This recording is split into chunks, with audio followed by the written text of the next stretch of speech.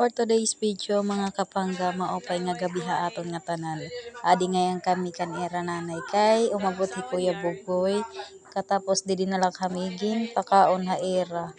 So kanina waringin ako pa kag video habang nagluluto hirati ko di ngayon hi ate ko ini ate Jessica. Katapos warin ako pa kag videohan nagtitikang kamihan pangaon.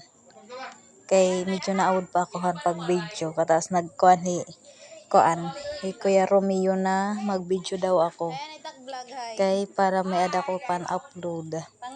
So ini dinhi nangangaon na kami dinhi an iba adi kami haligid kay ko lang ang lingkuran katapos ipapakaw na yung iba na kabataan.